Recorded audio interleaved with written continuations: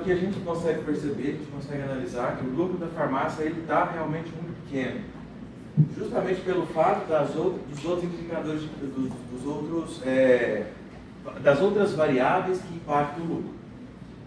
Dentro do DRP, quando você está numa empresa, nós temos um documento contábil que é o DRE, que é o Demonstrativo de Resultado por Exercício.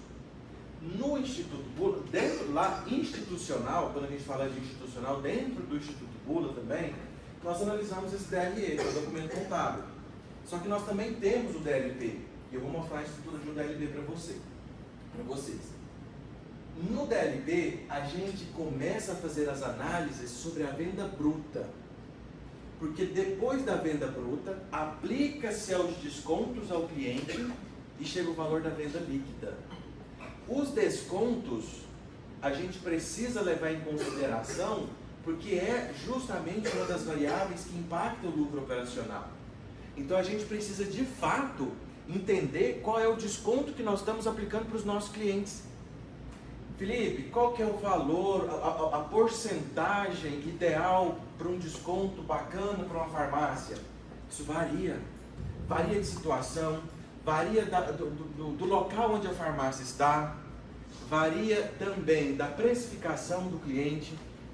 Um exemplo, se a farmácia do cara está em um setor nobre, por exemplo, nesse setor, setores mais nobres, classe A, classe B, a tendência no perfil de venda é ser mais medicamento referência, os propagados.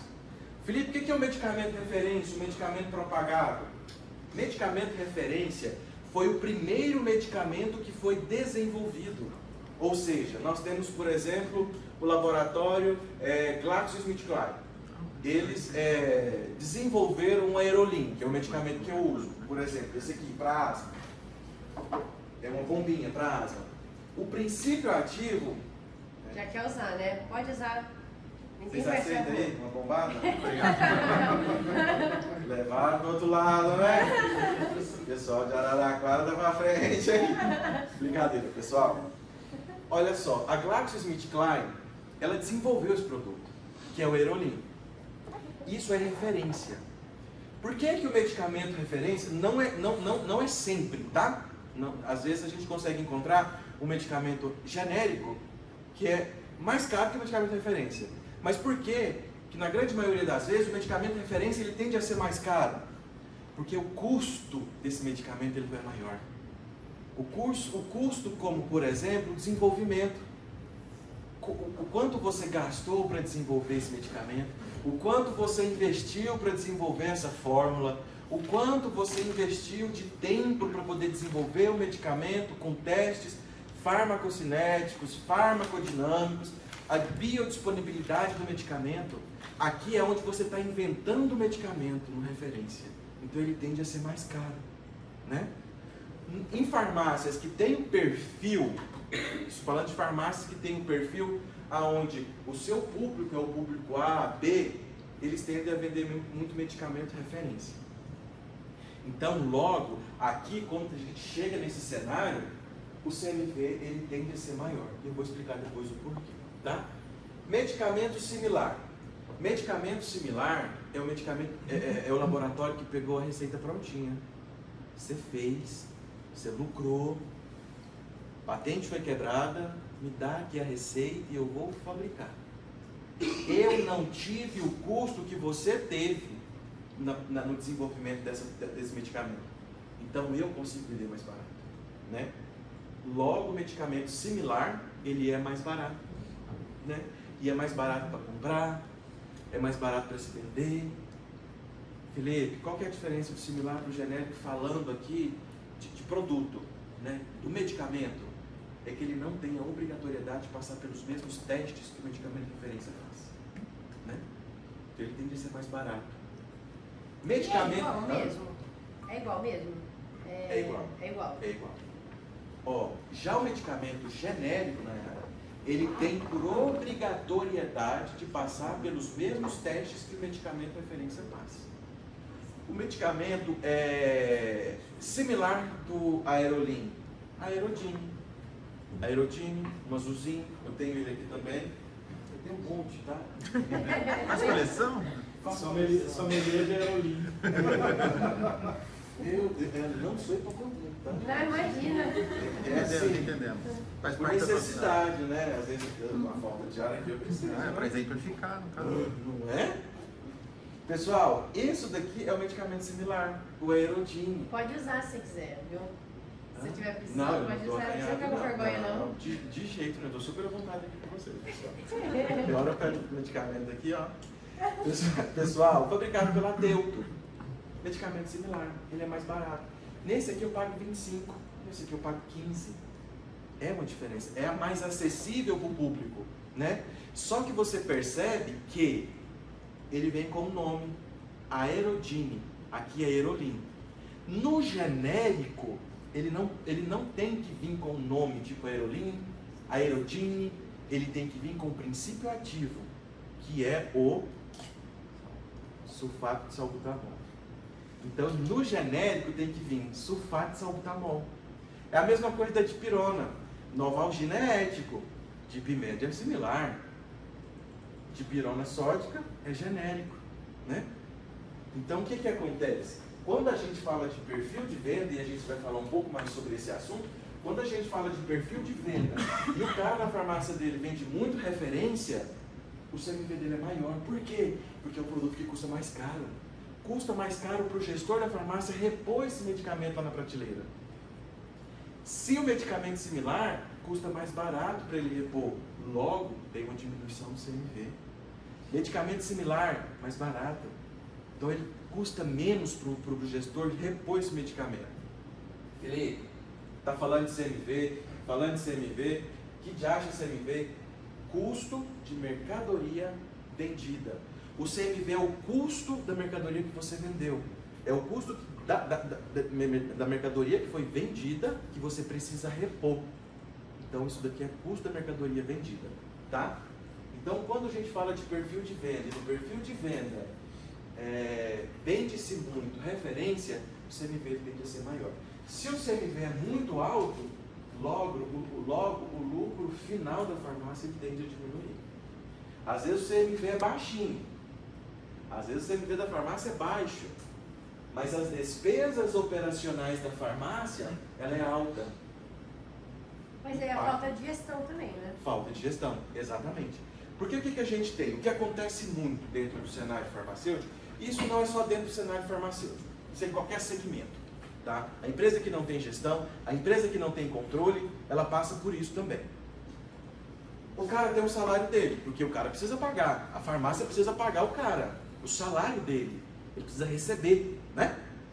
Nós temos o Prolabore, que é uma despesa operacional fixa, e depois eu vou destrinchar esse plano de conta com vocês, para vocês entenderem melhor. No Prolabore, por exemplo, olha, você vai tirar por mês 5 mil reais, tem que ser seu salário, cara. Só que o cara fala, pô, eu sou dono, moço. Você tem 10 mil na conta, por que eu não posso levar esse 10 mil pra mim? Por que eu não posso ir ali fazer uma viagem? Por que eu não posso ir ali, entendeu? Então ele acha que ele pode fazer isso. Ele pode, é dele. Só que a farmácia vai começar a ter complicações pelas atitudes que ele faz. Então ele precisa entender se a farmácia comporta essa retirada. Porque se a farmácia não comportar, ele precisa parar de retirar. Felipe, despesas operacionais fixas, está lá o Prolabore do cara, que é o salário dele todo mês. Mas nós temos nas despesas não operacionais a retirada extra de acionista. A retirada extra de acionista é o que ele tira por fora. Tem 10 mil, tenho que pagar a faculdade da minha filha, pagar a prestação do meu carro, estou reformando a minha casa, vou pegar. Ele pegou esse dinheiro. É uma despesa não operacional. Eu vou explicar para vocês também, daqui a pouco, está chegando, o que é uma despesa não operacional, o que é uma despesa operacional fixa e o que é uma despesa operacional variável também, tá? Então, de fato, se a despesa do cara está muito inflada, a farmácia dele vai falar que não está legal. E ele precisa diminuir isso. Às vezes ele não precisa, né? Às vezes tem lucro, as despesas estão enxutas, o CMV está bacana, DLP está positivo, bacana, tranquilo, né? Mas agora, se o DLP está positivo e o DFC está negativo, tem problema acontecendo também, tá? E a gente vai entrar dentro desse cenário. para apresentar para vocês também.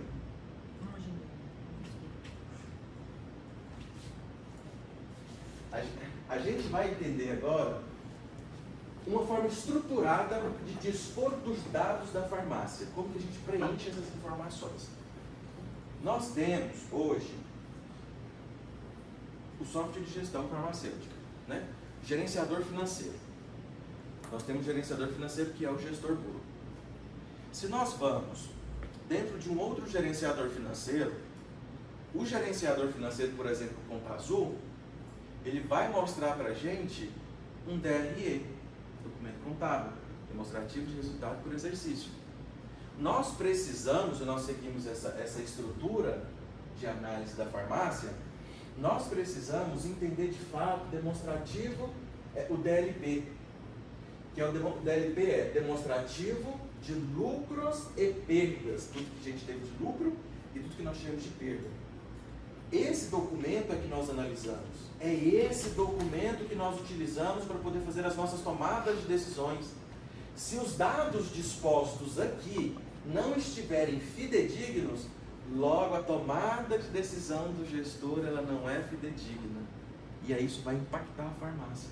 E eu vou mostrar para vocês como que isso pode impactar a farmácia, porque são dados, são informações. Você lê aquela informação e você fala, poxa, meu CMV está alto, eu preciso diminuir. As minhas despesas operacionais estão infladas, o que eu posso fazer para diminuir essa despesa? As minhas despesas operacionais, não operacionais estão altas, o que eu posso fazer para diminuir essas despesas? Né? Então nós precisamos analisar esse cenário da farmácia através do DLP. DFC é que a gente está falando em regime de caixa, é o que entrou, tangível, palpável, aquilo que você sabe que está na conta, aquilo que entrou na sua conta, de dinheiro que entrou, recebimento de cartão de crédito, recebimento de cartão de débito, recebimento de PIX, recebimento ali de convênio, recebimento de crediário, tudo que realmente entrou na farmácia. Aí a gente analisa aqui, demonstrativo de fluxo de caixa. Lembra quando eu falei para vocês que a gente precisa analisar como que está o fluxo de caixa do cara, para poder saber se a gente consegue fazer a retirada de lastro de inadimplência, a retirada de lastro de RH, porque às vezes esse camaradinho aqui está negativo. E se ele está negativo, ele não tem dinheiro na conta. E o que paga a conta é dinheiro na Nayara? O que paga a conta é dinheiro na conta. O que paga a conta, de fato, é o dinheiro na conta. Se você tem, você paga. Se você não tem, você não paga. Então, se esse cara aqui está negativo, a gente precisa entender o motivo pelo qual ele está negativo. Beleza? Então, em suma, todas as coletas de dados que nós fazemos, todo aquele processo de estruturação da farmácia, todo aquele processo de entender a farmácia, de subtrair os dados da farmácia, é para que a gente consiga chegar nesses resultados aqui. Por isso a importância do cliente ter um controle financeiro fidedigno. Por isso a importância do cliente saber de fato o que é despesa, quais são essas despesas, onde elas se encaixam. Porque uma despesas dispostas no plano de contas errado vai mascarar ali o lucro também, né? Então eu vou mostrar para vocês como que a gente faz essas análises aqui, tá? Pessoal, talvez seja muito técnico para vocês isso aqui, do DLP, dessa parte de preenchimento. Poxa, Felipe, a gente é soft house, mas o que acontece? É interessante que vocês saibam de como que é o método, qual é o nosso core business, para que vocês, até o pessoal de vendas ali, tenham argumento com o cliente, né? Porque tudo que nós mais queríamos, né? A gente já realizou esse sonho aí, o Dr. Rodrigo está pulando de alegria, tudo que nós mais queríamos era ter de fato um software que atenda a nossa necessidade aqui, e vocês atendem agora. Então agora de fato vocês precisam entender como que isso tudo funcione, para que vocês consigam conversar com o cliente e finalizar a venda. Olha, uma coisa eu falo, não é difícil vocês fecharem venda de software. Cara, eu falei e repito, a quantidade de cliente que chega pra gente falando, poxa cara, me diga um software, é imensa. O gestor bula, que é o gerenciador financeiro, nós temos mais de 2.000 farmácias lá naquele gerenciador financeiro. Mais de 2.000 farmácias com infinidades gigantes de softwares que eles estão utilizando, sabe? E o que a gente precisa fazer? Pegar essa galera, legal? Não é? Lógico, é isso que a gente está Pegar a fazendo. galera e vender para ele. Cara, o cliente tem a necessidade, o cliente tem um problema, nós identificamos o problema e agora nós temos a solução. Qual a chance disso não dar certo? Né? Cliente, nós identificamos o problema do cliente, eu consigo resolver esse problema. Praticamente uma venda feita. Né? Então, de fato, é o que nós realmente precisávamos há muito tempo. Fazer com que isso se tornasse tangível, que isso acontecesse de verdade, para que nós conseguíssemos entregar isso para os nossos clientes finais. Porque era a necessidade deles, eles precisavam disso. E agora eles vão ter, né? Na época fica toda boa com isso, né? Pessoal, olha só. Essa daqui é, de fato, o demonstrativo de lucros e perdas. Essa é a estrutura de um DLP. Isso aqui é o DLP. Ali, isso a gente faz por mês, tá? Isso aqui tudo é por mês. Essas coletas de dados, essas informações que nós precisamos colocar no DLP e no DFC, elas são mensal. Porque nós analisamos o DLP mensal do mês anterior para poder saber como que a farmácia se comportou e a gente também usa a média. A gente pega a média dos últimos 3 meses para a gente poder entender como que a farmácia vem se comportando, né? No atual cenário em que ela está. Então a gente analisa a média também. Vendas brutas. O que é venda bruta? É venda sem desconto. No nosso segmento farmacêutico, nós temos o PMC, preço máximo ao consumidor. Já é taxado pelo governo. É o preço máximo que você pode cobrar daquele produto do cliente, né? Então tem muitos clientes que trabalham por PMC e tem clientes que trabalham por markup. E a gente vai falar a diferença desses do PMC e do markup, tá? Venda bruta, os descontos concedidos na venda, tá? Por grupo de produto. É interessante que nós saibamos qual é de fato o desconto que nós aplicamos a cada grupo de produto.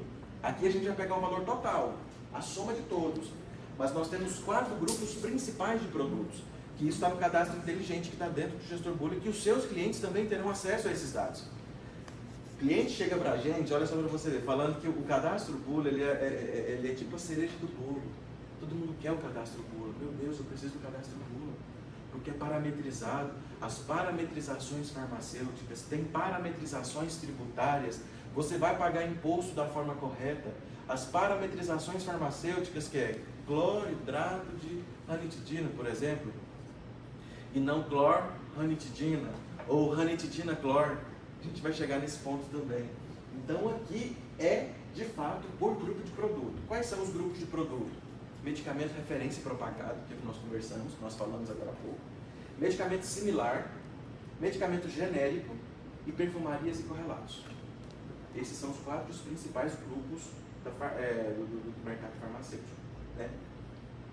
Vocês vão pegar cenários onde o cliente tem 15 grupos principais, 10 grupos principais. A gente já pegou o grupo principal de cachorro, casa. Isso não é grupo, isso dificulta a nossa análise.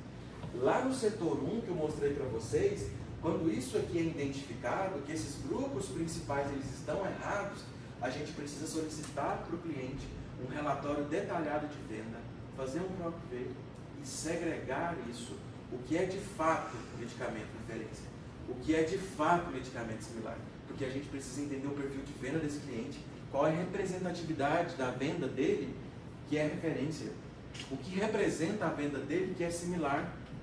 Então a gente precisa fazer essa segregação.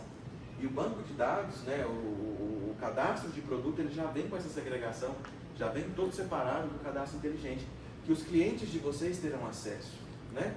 Quando vocês fizerem a migração desses clientes e eles forem para o gestor Bula, esses clientes eles terão acesso a essas informações, né? Ele pode escolher se sim ou ele pode escolher se não, né? Mas dificilmente ele vai falar que não. O cadastro de produto é parametrizado, né?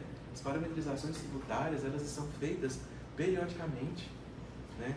As parametrizações farmacêuticas, nós temos farmacêuticos que ficam só por conta disso. fazer a parametrização farmacêutica. Ele vai querer, né? Cadastro de produto desorganizado dentro de um banco de dados é um problema que pode também impactar a venda do cliente. Tá? Custo da mercadoria vendida, que é o CMV, né? Então a gente precisa saber qual que é o percentual do CMV, qual que é o valor do CMV. Preconizamos dentro do método Bula que o valor aceitável é até 48%. Felipe, qual que é o valor? Qual que é o melhor CMV? O professor Ricardo fala muito isso. Qual que é o melhor CMV? Se fosse zero, né? Se não tivesse custo nenhum. Mas não existe, né? Existe o CMV. Existem alguns softwares lá fora que calculam o CMV sobre a venda líquida. Sobre a venda líquida. Isso faz com que o CMV fique maior, né? Chegou um cliente para mim, Rodrigo, Drogaria Nacional, lá de Salvador Canedo, e a gerente dela falou: Felipe, pelo amor de Deus, meu CMV está dando 62%. Nós preconizamos que o CMV ideal dentro de uma farmácia, dentro do método Bula, é abaixo de 48%. Aí a gente foi entender o porquê que estava dando 60%. É porque estava calculando sobre a venda líquida. E tem que ser calculado sobre a venda bruta. Porque nós calculamos, nós preenchemos o DLP e é sobre a venda bruta, que a gente vai aplicar o desconto para poder chegar, então, no custo da mercadoria, chegar às vendas líquidas e depois no CMV. Pessoal, isso aqui tudo é subtração, tá? Tem apenas uma somatória aqui, ó. Venda bruta menos os descontos concedidos na venda, chega-se à venda líquida. Venda líquida menos os descontos da mercadoria tem o lucro bruto. Lucro bruto, aí a gente chega nas despesas operacionais variáveis, menos as despesas operacionais variáveis, chegamos na margem de contribuição. Menos as despesas operacionais fixas, a gente chega no lucro operacional. Aqui a gente sabe qual que é o lucro da farmácia. Em porcentagem e em reais. A gente consegue analisar. A gente consegue analisar do mês anterior, a gente consegue fazer uma projeção dos próximos meses, né? E a gente consegue fazer também a análise dos últimos meses, dos últimos 6, 3, 12 meses para trás. A gente consegue ver como que a farmácia estava há 12 meses atrás, se há 12 meses era qual que é o lucro dessa farmácia, se o lucro dela aumentou, se o lucro dela diminuiu, se as despesas aumentaram, por que aumentou, né? Receitas não operacionais. Receitas não operacionais é tudo aquilo que entrou de dinheiro na farmácia, mas não faz parte da atividade principal da farmácia. Qual é a atividade principal da farmácia? Venda de medicamentos, perfumarias e correlatos. Tudo que entra de dinheiro, que não faz parte disso, é receita não operacional. Felipe, fala para mim uma receita não operacional. Dentro de farmácia, hoje, não sei se aqui em Araraquara é assim, mas lá em Goiânia isso é muito comum, no estado de Goiás é muito comum. Oi? Aplicação de entraria como não operacional? Não, exatamente. Aplicação, por exemplo, os sócios, eu te quero como sócio. Quanto você consegue injetar aqui na farmácia? Você colocar aí 10 mil reais. 10 mil reais é receita não operacional. Ela entra aqui. Eu fiz um empréstimo, fiz um Pronamp de 150 mil reais. Receita não operacional. Recarga de celular. O lucro da recarga, receita não operacional. Eu aluguei um quadradinho da minha farmácia, perto da porta ali, para o banco 24 horas colocar um caixa eletrônico lá e ele me paga por semana 200 reais. Hoje ele não paga mais isso, né? Se pagar, né? Acho que nem paga mais, né? Porque eles falam que você está trazendo cliente dentro da farmácia. Mas é porque eu não entendo, eu não acredito que isso aumenta o fluxo de cliente comprando. Isso aumenta o fluxo de cliente entrando e saindo, né? Mas enfim, quando eles pagam isso, é receita não operacional. Venda de cheque, receita não operacional. Tudo aquilo que é fácil o entendimento, tudo aquilo que entrou de receita na conta da farmácia, mas não fez parte da atividade principal, é uma receita não operacional. Aproveitando esse gancho das receitas não operacionais, vamos falar das receitas operacionais. Nós temos as despesas não operacionais. As receitas operacionais é tudo aquilo que entrou no caixa, na conta, e faz parte da atividade da farmácia. É tudo aquilo que você recebeu. O que entrou? Felipe, eu parcelo para o meu cliente 30, 60, 90. Entrou? Já está na conta? Não. Então, não é. É só aquilo que de fato entrou. A gente está falando de algo tangível. A gente entra na conta e vê, está lá. Vai na conferência, está lá. Tudo que entrou de receita operacional, a gente coloca em receitas financeiras operacionais.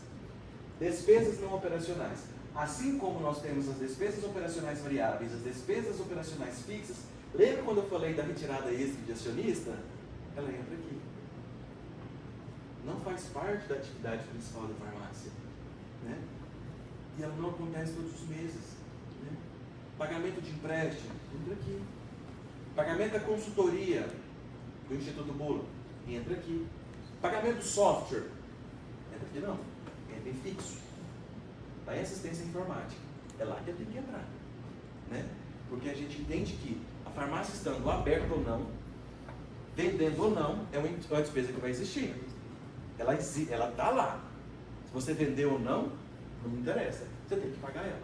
Então o software entra ali em cima também. E nós chegamos no lucro líquido final ajustado. Tá? Depois de subtrairmos todas as despesas, os descontos concedidos na venda e as despesas operacionais variáveis, não operacional e operacionais, a gente chega no lucro líquido final. Tá? Felipe, o que a gente quer dentro da farmácia? A gente quer que isso aqui seja positivo e que isso aqui reflita no fluxo de caixa. Porque nós entendemos o DLP como sendo uma bússola. Ele nos mostra qual caminho a gente deve seguir. É como se fossem os trilhos, é exatamente os trilhos. O DLP é o trilho, onde a gente vai colocar o trem para que ele consiga caminhar, para que ele consiga se locomover. Então o DLP, o professor Cadre, ele fala muito disso, ele é a bússola da farmácia. Eu não entendo hoje, dentro da realidade onde nós estamos, como que uma farmácia consegue sobreviver por muito tempo sem ter controle financeiro. Isso é assustador. Isso é assustador. Porque é a mesma coisa de você, cara, caminhar, ter um barco que está numa tempestade e sem vela. Você fica à mercê do mar. Está sem vela. Apesar que quando você está no barco ali, você fecha as velas para não te arrebentar. Mas enfim. O que acontece? É exatamente isso. É você estar no carro sem controle. Você não sabe para onde você quer ir. É a mesma coisa que eu sair lá de Goiânia, nunca vim a Araraquara, não colocar no GPS. Onde é que eu vou chegar? Não sei. A sorte. Talvez eu chegue, talvez não. Talvez eu vá para outro lugar. Então o DLP é exatamente isso. É para você entender para onde você tem que ir. Quais são as suas tomadas de decisão. E eu volto a falar para vocês a importância desses dados aqui sejam os mais fidedignos possíveis, porque se eles não forem, você vai tomar decisão errada. Se isso aqui não for fidedigno, vai dar errado, né? A gente vai ver agora, isso foi um levantamento que foi feito pelo pessoal do Instituto Bulo, aonde ele fez com 50 farmácias em vários estados da federação, ele pegou dados de várias farmácias da federação, né, do país. E aí eles foram, né, analisar a nível de média, tá? A gente está falando de média. Pega todas as farmácias e a gente pega o valor da média, né? A média de venda bruta. Aqui, olha só para você ver. Vendas brutas, 181.538,97. Esse é o valor da venda bruta, né?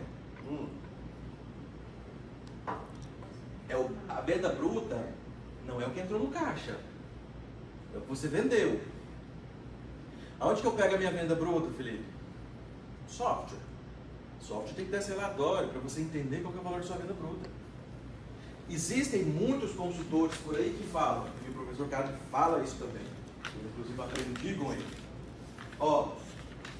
A gente tem que avaliar a farmácia através da venda líquida. Não tem que avaliar através da venda bruta, não.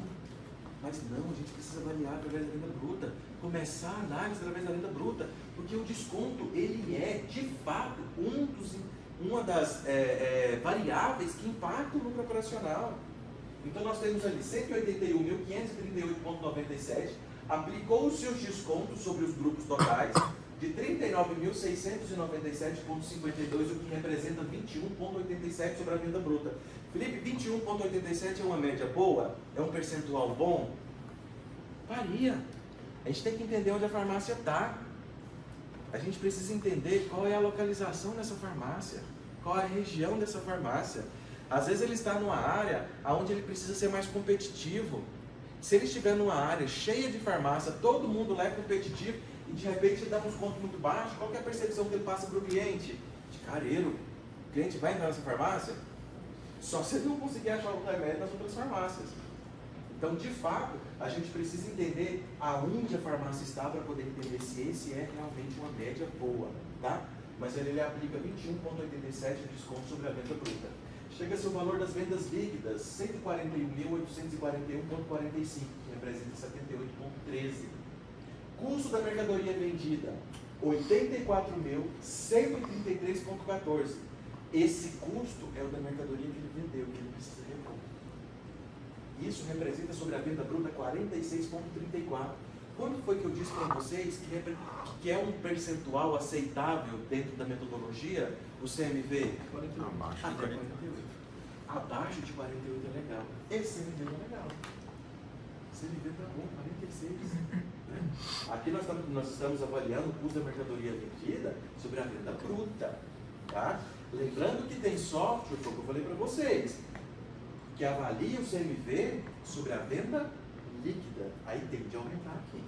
Tá? O CMV tem de aumentar. Então a gente precisa de fato entender, quando a gente fala a nível de software, qual é o relatório que o cara está tirando. Igual esse cliente, ele ficou desesperado comigo, Felipe, e agora? O CMV está 60, que isso? É muito alto? Não, vamos avaliar para poder entender se realmente é esse o CMV. Né? De fato, o CMV dela estava alto, né? Mas não estava 60, estava acho que 51, mas é porque o lugar onde ela está, ela só vende muito ético. É classe A e B. Os caras vão lá, os caras vão lá, sabe que isso aqui é similar e sabe que isso aqui é referência. E eles falam, não, eu quero referência. Não, mas a gente tem um similar que é um preço mais acessível, tem um custo-benefício maior para você e é do mesmo jeito. É um medicamento que faz efeito do mesmo jeito, passa pelos mesmos danos. Não, eu quero referência. Agora, se você vai numa farmácia a nível C, D, eles querem de fato comprar aquilo que é mais barato. Né? Então, esse cliente estava com a média muito alta do CMV justamente pelo lugar onde a farmácia dele estava. E o perfil do público que compra dele, perfil A e B. Os caras vão lá e tem dinheiro para gastar, quer comprar ético. Né? Está falando aí, né, de desconto. Aí eu acho que tem muita gente pensando, mas eu vou na farmácia e não tem desconto. Não é? Lá, Fuji, né? Isso é só parte de alimentação, não é? Só de alimentação. Algum restaurante seu, o governo vai lá e fala assim, você só pode vender esse prato de estrogonofe a R$ 28,90? Não, né? Quem mais aqui é de outra área? Pet? Quem? Tem alguém? Você. O governo vai lá no pet shop e fala assim, o saco de ração, sei lá, Super Premium, Magnus, só pode ser vendido a R$ 139,90. Não. Qual que é o único mercado no Brasil que o governo fala? Você só pode vender até X. Só farmácia. Porque tem o PMC, que é o preço máximo ao consumidor. Então, quando você vê lá na porta da farmácia genéricos com 60% de desconto, é porque tem o preço máximo que o governo regulamenta, com 60% de desconto, chega no preço que você vai pagar na medicação. Então é o único mercado no Brasil que é regulamentado com preço máximo ao consumidor, é o mercado farma. Por isso que os descontos, como o Felipe está muito bem colocando aqui, por isso que os descontos, né, são tão uns 21% lá das vendas de desconto, né, porque é de acordo com o PMC. Com o preço máximo que ele pode vender, ele joga os descontos e chega ao preço final do consumidor. Então quando você vê lá, genéricos a 60%, é porque ele pegou o preço que o governo fala que é o máximo que aquele remédio pode ser vendido, menos os 60% é o preço que você vai pagar. Isso se aplica também quando já aconteceu várias situações de eu ir na farmácia e ir comprar um genérico e ele está mais caro que o referência. Isso se aplica aí a essa regra também? Sim, aí vem o CMV, né? Aí ele deve estar pagando mais caro para comprar o genérico do que para comprar o ético ou comprar o similar. Né? Em alguns cenários realmente existe aqui contra o medicamento genérico, ele deveria por lei ser mais barato, mas a gente encontra ele mais caro. Né? Ele compra mais caro até mais caro que o referência. Sim. Ele tem que passar por testes. O medicamento genérico, por lei, tem a obrigatoriedade de passar pelos mesmos testes que passam referência.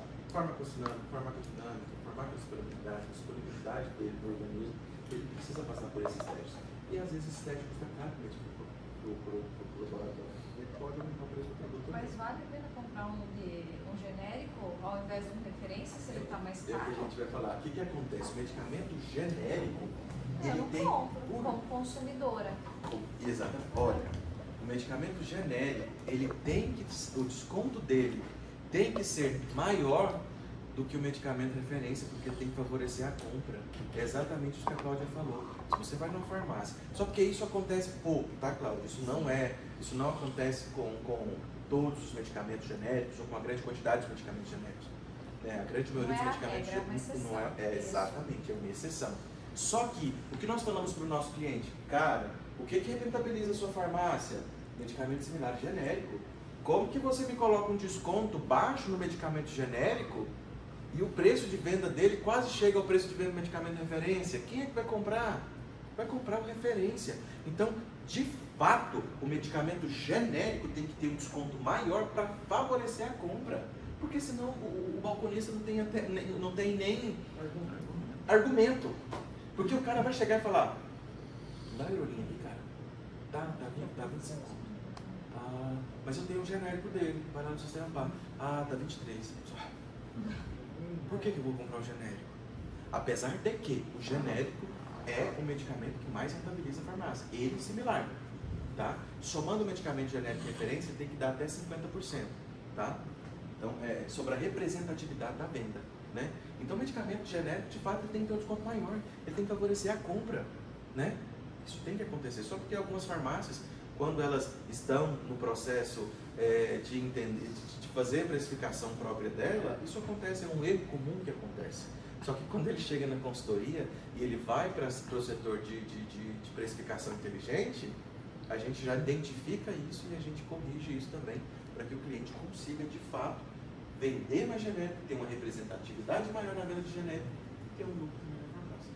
Felipe, o desconto na venda ali entra também aquela questão de convênio ou não? O convênio é calculado em outra área? Você fala convênio com empresas? Por exemplo, em Aragão, se você está aqui na quadra, você tem convênio com a Unimed. Se você pega a Unimed, você paga mais barato o medicamento. Isso, E essa diferença entre o desconto concedido na venda. O que acontece? A gente tem convênio com empresas, né? Convênio com empresas, o risco de inadimplência ele é quase zero, porque é descontado na folha de pagamento do colaborador. Então, o colaborador querendo ou não pagar, a empresa vai descontar e repassar para a farmácia. Esse desconto, ele tem que ser calculado aqui também, ainda que ele seja um desconto maior. Só que algumas farmácias, o que elas fazem? Para clientes de crediário, o desconto é menor do que o desconto do pagamento à vista. Pode fazer isso? Pode. Ele está dando um prazo de 30, 60, 90 para o cara pagar. Então ele vai demorar para poder receber do cliente, mas ele já tem que pagar o E fornecedor. se receber, né? E se receber. Tem que cruzar. Só que quando a gente fala de crediário, isso acontece muito quando o cliente ele vem de fora, o nível de inadimplência do crediário do cliente é elevadíssimo, é muito alto, é superior a 3%. Isso acontece demais. E aí, Felipe? Tudo bem? Como é que você está? Tá bom? Joia, beleza? Estou enrolado hoje, mas no final a gente se fala. Tá bom. Obrigado, hein? Prazer. Tem bastante gente aí. O nível de inadimplência do crediário ele é alto. Só que quando o cliente vem para a consultoria e fala, Deus me livre de crediário, eu não trabalho com isso, eu só tomo bucha, só prejuízo. Se eu te falar que o Dr. Rodrigo comprou gado, comprou fazenda com crediário, é só a forma da gente aplicar. Cara, você vai abrir crediário para o cara que está negativado? Não! Por que você vai fazer isso? Eu tenho dó, porque o cara precisa comprar. Melhor você doar o medicamento do que você passar raiva. Não é não? Cara, o cara que está negativado, você tem que passar pela metodologia dos 5 filtros. Saber se o cara está empregado, saber se o cara tem restrição no nome. Porque é o seu produto que você está entregando para ele, confiando nele, para ele pagar você. Só que se você for aplicar a metodologia dos 5 filtros no crediário, o risco de inadimplência ele é muito maior. O Dr. Rodrigo ele tinha uma tática, o cara visionário demais. O que ele fazia no crediário da farmácia dele? Ele vendia crediário à riveria. Vendia mesmo. Tinha o próprio cartãozinho dele, de crediário, dele mesmo, na farmácia dele. E ele ia lá nos consultórios médicos e falava, olha, indica os caras para poder comprar aqui, faz um desconto melhor para mim na consulta. Esse valor da consulta eu vou pagar para você, não precisa cobrar dele não, mas faz um preço melhor, mas esse cara tem que comprar de mim. O médico fala, você tem que comprar dele, vai lá no Dr. Rodrigo. Ele vai e comprava dele. O Dr. Rodrigo descontava o valor da consulta, cobrava o valor da consulta no crediário.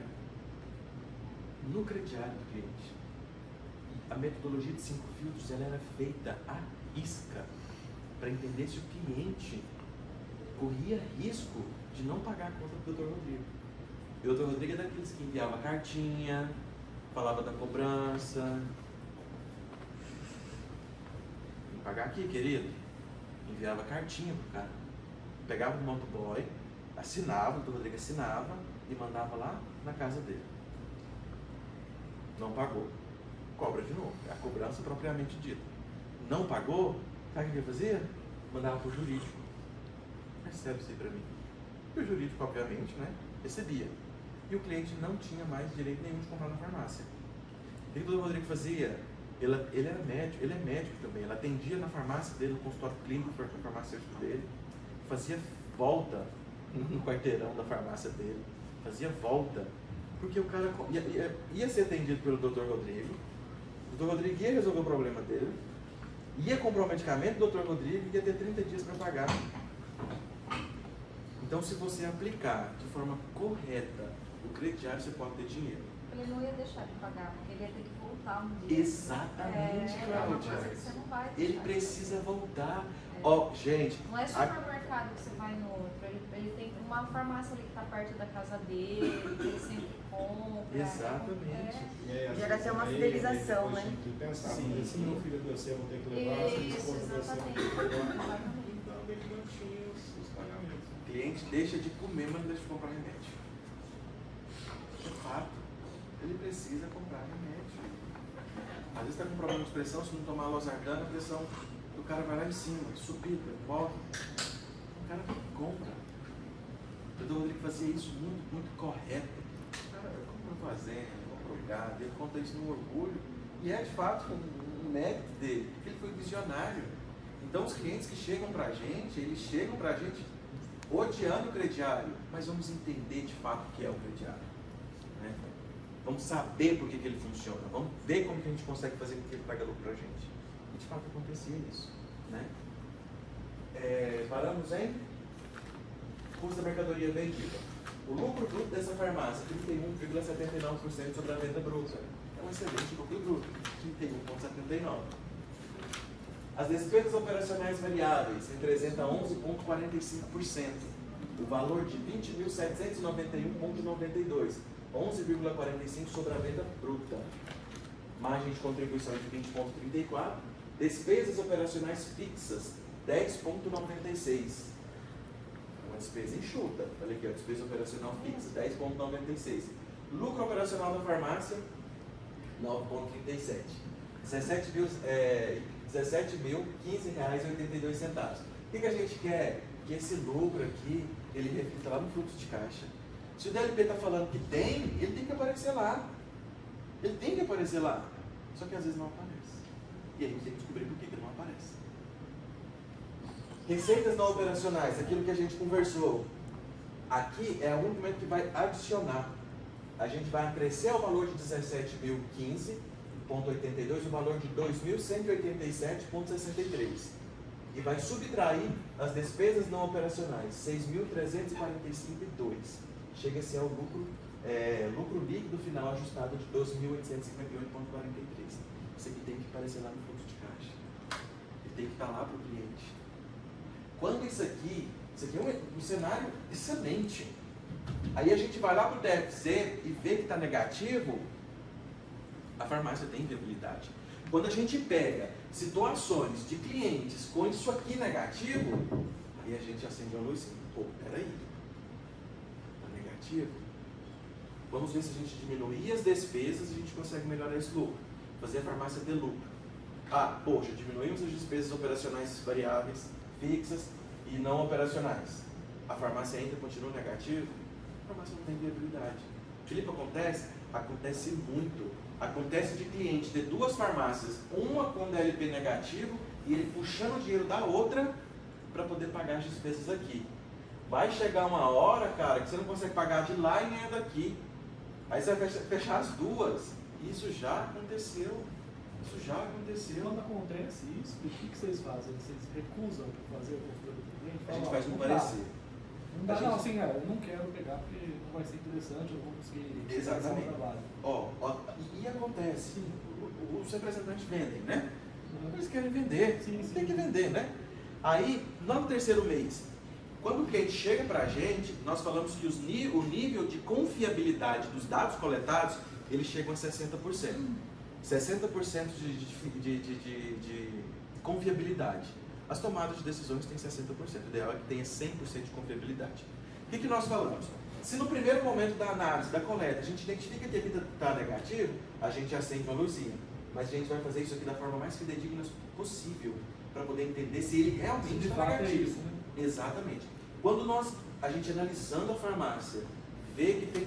Cara, eu atendi cliente, pasme, que fazia Pronamp para pagar aluguel. Ia lá fazer um Pronamp de R$3.000 para pagar aluguel. Eu falava, ó, R$3.000, o seu aluguel vence outro mês também. Como que você vai conseguir pagar esse Pronamp? Mais o aluguel de novo. Vamos analisar a viabilidade da farmácia. Às vezes o ponto não tem viabilidade. O que a gente faz? Vamos trocar a farmácia de ponto. São estratégias que a gente precisa apresentar para o cliente para poder tentar resolver o problema dele. O que acontece? Se tiver negativo de todo caso, as análises são fidedignas, os dados são fidedignos, e mesmo assim ele não consegue pagar nem as despesas fixas dele, ele precisa fechar. A gente recusa, a gente faz um parecer E encerra. e encerramos. Porque não compensa para a gente. Não é que nós somos mal, não. Não é isso. São nossos do ofício, a gente precisa fazer isso. A gente não desiste de um cliente no primeiro momento. Isso não. A gente luta com o cliente, a gente batalha com o cliente, estuda todas as possibilidades. Quando um consultor só não consegue, a gente faz um mastermind ali com todos os consultores especialistas e dê qualquer opinião de todo mundo para poder apresentar para o cliente. Se de tudo não deu certo, infelizmente não tem o que se fazer, né?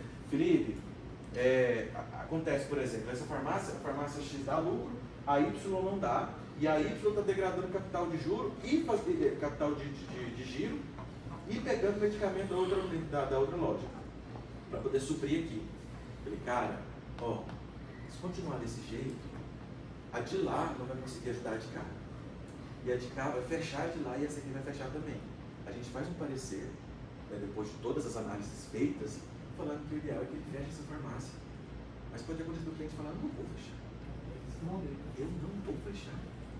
E já aconteceu de cliente chegar para poder fazer um estudo de viabilidade para a gente e a gente falar, olha, a farmácia que você está tentando abrir nesse ponto não tem viabilidade. A gente indica que faça a troca de ponto. O que o cliente faz? Pô, mas eu já comprei os móveis, mandei planejar os móveis, eu formei o ponto, já aluguei e às vezes não tem mais dinheiro.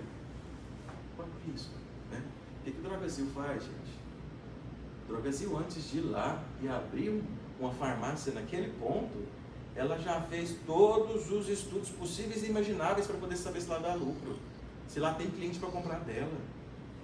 Quando ela vai alugar um ponto, vai uma pessoa qualquer, você está com esse ponto para alugar? E ela não compra ponto.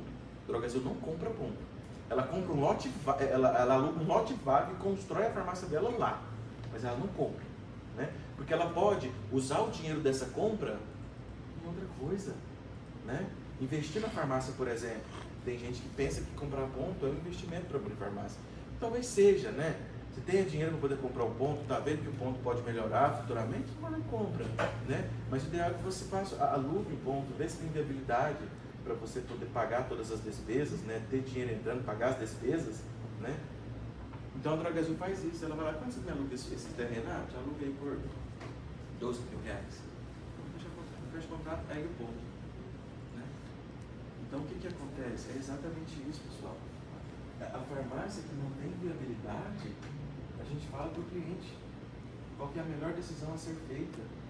E às vezes a melhor decisão a ser feita, ele não quer fazer. Né? E esse cliente, por exemplo, a gente faz o estudo de viabilidade e fala para ele que a farmácia não tem viabilidade, e ele mesmo assim quer abrir, a gente continua o atendimento dele, a abertura, continua o atendimento do cliente, entrega o que a gente precisa entregar, a gente faz um parecer. Porque lá na frente, se não der, se der ruim, ele sabe que a gente nós aconselhamos o cliente. Já avisou ele. Né? Já avisou. Foi de caso pensado. Né? O Felipe, você sabe que aqui em Araraquara é muito curioso, que tem uma rede que ela é muito forte. E quando você menos olha, já tem uma, tipo assim, num quarteirão tem uma, passa 2 quarteirões tem outra loja, passa mais 2 quarteirões tem outra, e no meio tem uma Drogazil, tem uma Drogaria São Paulo, umas coisas assim. E é muito curioso, porque eu falo, gente, é um custo enorme ter um empreendimento, né? Uma farmácia a cada esquina, eu fico pensando como que sustenta, né? Como que consegue sobreviver. Consegue, viu? Só não é pior do que lá em Brasília, que tem uma rua, tem... É uma farmácia do lado da outra. Aqui Tem no lá, Brasil, né? Pague Menos, Drogazil, Pague Menos, Drogazil. E tem público para tudo lá. Aqui é Drogavém, Raia, Drogavém, Raia. Não, mas essa de Brasília é literalmente... É literalmente do lado. Quarteirão. 8. Caraca. Isso, é desse jeito. Respondendo a sua pergunta de que abrem muitas lojas, né? Geralmente essas redes maiores, elas usam o regime tributário de lucro real. De lucro real. Então, ao invés de ela jogar o lucro real, né, você paga o imposto sobre o que sobra. Se ela aumenta as despesas, o que ela faz? Diminui o lucro, diminui o imposto. Então, a Drogazil faz muito isso, que é o que deve acontecer com essa outra rede daqui também. Ao invés de pagar para o governo, ela cria despesa, abre uma loja nova, deduz essas despesas e paga menos imposto. Geralmente acontece dessa forma. Porque como é muito grande, a Drogazil mesmo é capital aberto, né? Sim. Então, por lucro real, aumentando as despesas, paga É menos. surreal. Só o Brasil. Brasil, É surreal, né? É surreal. Se tem a brecha. Não é bom porque está gerando emprego, está tendo uma movimentação. De fato, o estudo de viabilidade, ele é muito importante para você abrir qualquer empreendimento. A minha mãe, ela tem uma loja no interior, né, uma loja de roupas. Ela falou, Felipe, eu quero abrir outra loja, eu quero expandir meu negócio. Eu falei, beleza, mãe. Eu falei, olha, tem tempo para tudo, mãe, vamos com calma. Os pontos, cara, naquele quarteirão, o aluguel era 5, 6, 3 mil. Eu falei, mãe, não é a hora. Um aluguel tão grande, você precisa ter uma venda muito grande para conseguir pagar as despesas fixas operacionais e ter lucro igual a zero. Eu falei, vou fazer um estudo de viabilidade com um aluguel de 5 mil. Cara, ela precisava vender 20 mil por mês para poder pagar. Eu falei, mãe, eu não vejo viabilidade aqui. Vamos esperar um pouco. Final do ano agora. Fui comprar numa loja lá no mesmo bairro, na mesma rua. Eu falei, cara, você não tem uma loja para alugar aqui não? Uma sala para alugar aqui? Eu falei, não, abri uma loja de roupa aqui, lá é todo o segmento, lá é roupa, muita loja de roupa. Ele falou, o cara vai desocupar aqui do lado. Eu falei, mas aqui o cara deve ser caro, né? Loja grande, espaço grande, bem localizado, muito movimentado, o ponto bom. Ele falou, não, conversa com o cara. Liguei pro cara, falei, vai desocupar a sala lá, bora ver como que a gente consegue mexer nisso aí, né? O cara falou, eu faço 2.500 aluguel, mas eu consigo melhorar pra você. Eu, uou! É o quê, cara? Pra quem tava pensando que ia pagar 5 mil, se ela abrisse a loja dela naquele ponto, muito provavelmente ela não conseguiria pagar as despesas, ia ficar no negativo, sem viabilidade. Ia fechar, ia ter despesa, E não ia cair em pé. Quando a gente fala que o cliente ele fecha sem dívida nenhuma, ele caiu deitado, né? Caiu em pé, né? Agora quando ele cai, ele quebra as pernas mesmo, mas fica que tal, infelizmente. Eu falei, mãe, não vejo viabilidade agora nesse ponto. Fomos para o outro ponto, só que aí ela vai mudar só em fevereiro para lá, porque ela precisa organizar, levar um arquiteto, mandar planejar os móveis, tá no final do ano. Eu falei, mãe, mesmo assim, paga o aluguel de dezembro para segurar a loja, paga dezembro, paga janeiro, segura o ponto, porque se você perder esse ponto, você não consegue achar mais, né?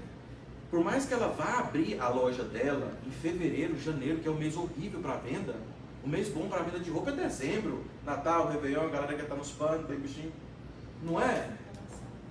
Mesmo assim, ela não conseguindo abrir naquele momento, eu vejo viabilidade naquele ponto.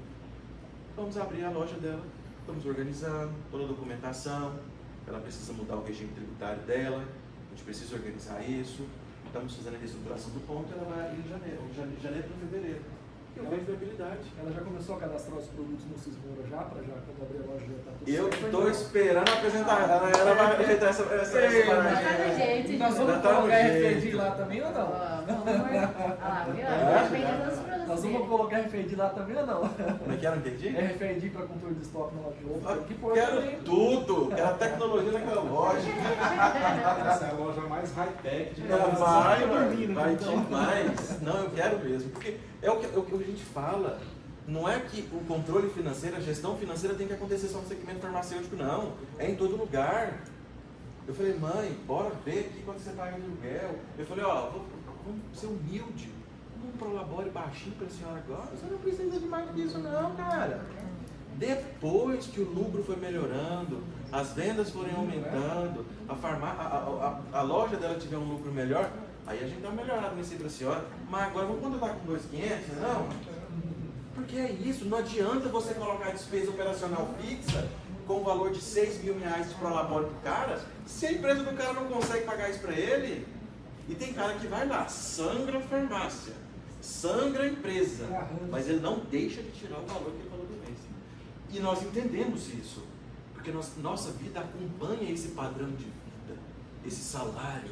O cara que estava, outrora, acostumado com um salário de 10k por mês, eu falar para ele, cara, vamos lá, vamos ter que tirar 5. É lógico que ele vai pular lá em cima. As despesas da casa dele seguem o padrão de vida dele segue o salário que ele ganha. Eu não posso chegar pro cara e falar para ele isso não. É devagar. Ó, mano, você consegue dar uma diminuída? $1.000 por mês. Vamos devagar. Né? Bora devagar. E quando você mostrar isso aqui para ele, ele vai ver que ele precisa dar uma enxugada. Ele mesmo enxerga. Ele mesmo vê isso.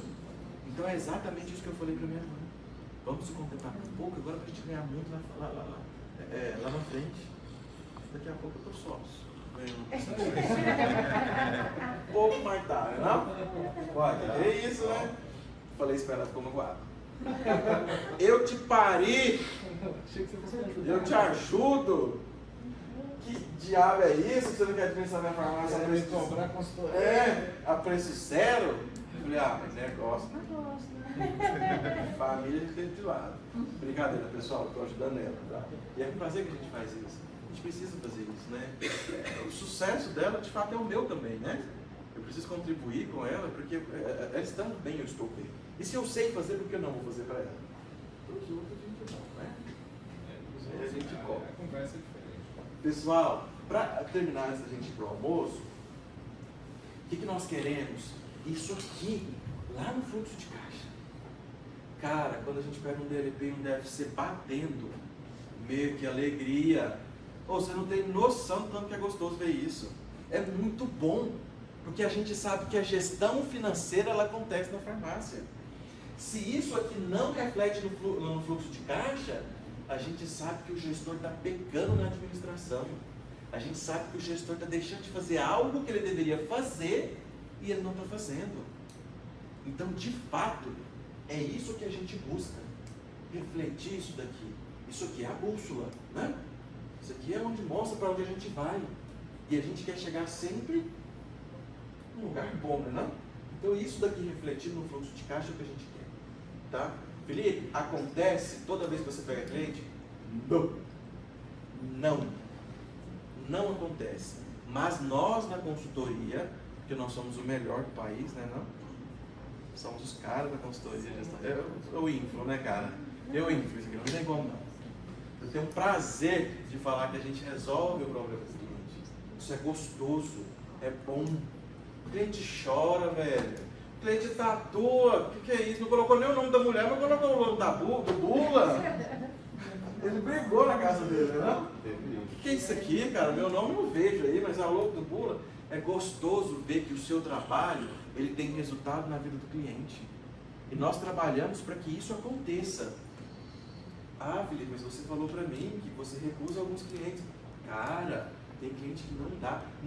Uma coisa que eu falo, e eu falo isso muito para a nossa equipe, né, Edson? O Edson está aqui, não me deixa mentir. Nem todo cliente é cliente seu. Nem todo cliente é cliente seu. Tem cliente que custa caro para você. Ele custa muito caro. Você tem um custo muito caro com o cliente. Você tem que saber quanto que o seu cliente te custa. Você tem que saber quanto que o seu cliente dá de lucro. Pensa o cara que contrata um software, passou ali, põe um relatório aqui para mim. Você vai mover o desenvolvimento para poder colocar um relatório para o cara. Tá, mas eu queria outro ponto aqui, ó. Você muda uma estrutura para atender o cara. Chega uma hora que esse cliente começa a ficar caro para você.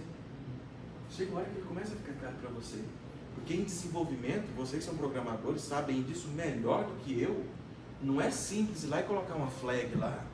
Se você muda alguma coisa ali, pode mudar a estrutura toda. Não é? Estou errado? E isso começa a ficar caro. Então a gente dá a viabilidade do cliente. Né? O que o cliente representa para a gente? Tem hora que você precisa chegar e falar, olha, infelizmente a gente precisa rescindir o contrato. Ou você paga mais caro. E tá tudo bem. Você chegar para o cliente e falar que o preço do serviço que você está prestando para ele aumentou. Não é errado, não é antiético você fazer isso. Porque você, antes de pensar no seu cliente, você tem que pensar em você como empresa. Você precisa pensar em você como empresa. Né? Então não é errado você chegar e falar para o cliente que o produto, o serviço do produto que você está prestando, ele aumentou. É fato. Ele custa caro para você. E ele está dando lucro igual a zero para você ou ele está dando um lucro negativo? Isso precisa ser avaliado. Essa viabilidade precisa ser avaliada também. Lembre-se, nem todo cliente é cliente para a gente. Né?